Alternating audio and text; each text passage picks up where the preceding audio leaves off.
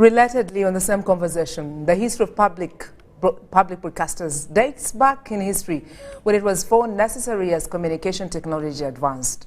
William ODOCH, who heads marketing at Uganda Broadcasting Corporation, asserts to the fact that the president's recent directive to fund UBC is a decision which comes in a bit late.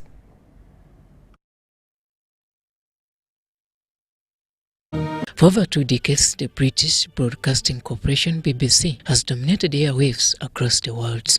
Now, the idea was to make sure that the British people had an infrastructure for public information.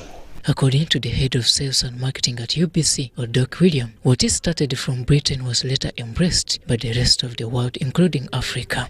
Being a public broadcaster means that you should be able to cater for every interest.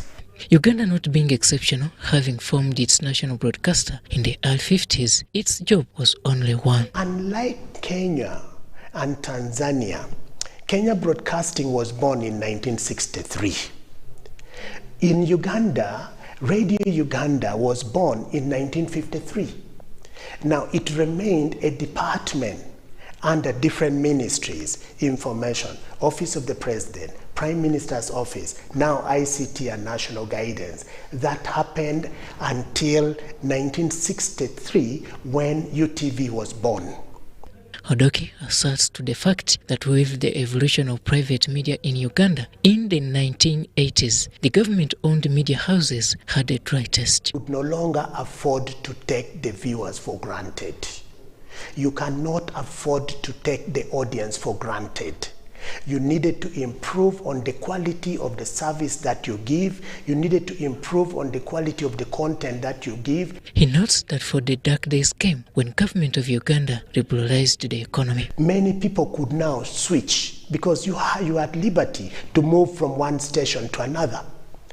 So you are no longer confined to watching only one station, maybe UTV, which we used to watch then.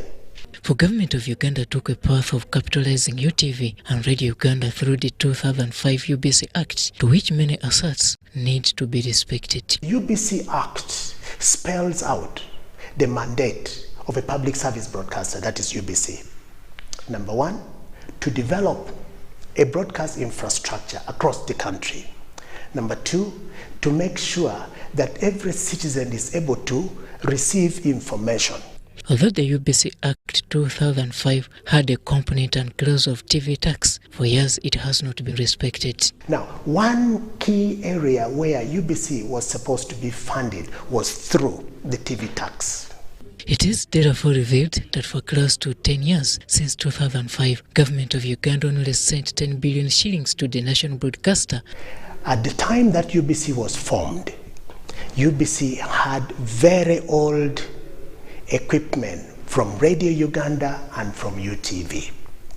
Now, to get this to meet the current pace at which technology is developing, you cannot do that with that kind of budget.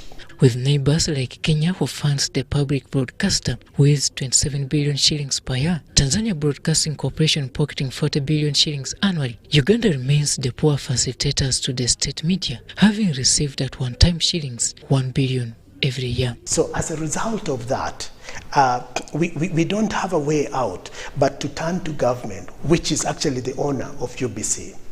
And now, President Kaguta Museveni's directive to monopolize government adverts to UBC is a move being welcomed. And believe you me, if at all the president meant that it should be so, perhaps he can be persuaded to understand that there is need to support the private sector. According to William ODOCH, it is written in black and white that UBC needs funds as of yesterday. Robert Nyango, UBC News.